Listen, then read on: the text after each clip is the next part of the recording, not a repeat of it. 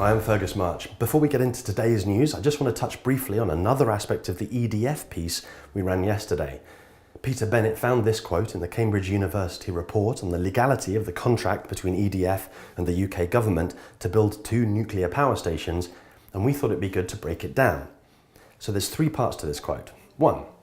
The Commission is worried that the government's claim that new nuclear power is necessary to keep the lights on makes no sense, since the new stations will not be ready until 2023, whereas problems with continuity of supply will come to a head before 2020. So what the government means by keep the lights on is let them go out for a bit.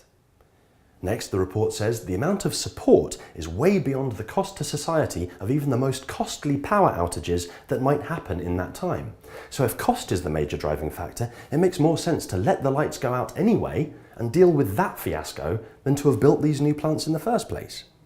And finally, Simon Deacon's report goes on to say the government's own estimates are that nuclear power would become commercially viable by 2027 anyway, so that the only benefit being secured is a 4-year acceleration of nuclear deployment.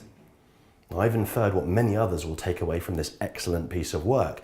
We need to ask more questions of the government about these issues which make no sense whatsoever, especially, and I'm sorry for sounding like a broken record, when financially viable green renewable energy alternatives already exist. I'm guessing if you're watching this, I'm probably preaching to the converted, so let's move on. Some great news in the world of electric vehicles today. Japanese electronics giant Panasonic have signed a letter of intent declaring they will join Tesla's gigafactory project. If that's all gibberish to you, here's what it means. Tesla Motors make amazing electric cars. The cars run off batteries, which are both tricky and expensive to mass produce. So Elon Musk, the brilliantly monikered CEO and CTO of Tesla Motors, decided to build a massive factory which would produce so many lithium-ion batteries their production cost would be reduced by 30%. This is of course an enormous project, but Panasonic, who are already Tesla's main supplier of battery cells, investing in the gigafactory makes it viable. Once the factory is open, it will employ 6,500 people and make buying an electric vehicle to rival traditional cars a simpler reality.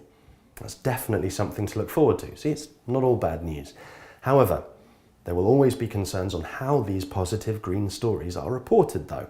Today, The Times has published a letter to the editor, signed by many green groups and luminaries such as Greenpeace and the Campaign to Protect Rural England, complaining that the Times headline on May the 7th, Green Lobby Splits in Fight Against Fracking, is misleading. The letter states that all of the signatories agree that they share grave concerns about the threats fracking poses to the countryside and climate and about the government's promotion of shale gas. It's good to know green groups can remain united in outlook, even when they have different perspectives and areas of focus, as the letter says. The only negative to this story comes about when you start to wonder why the Times would want to lead their readership into thinking green groups were a fractious bunch in the first place.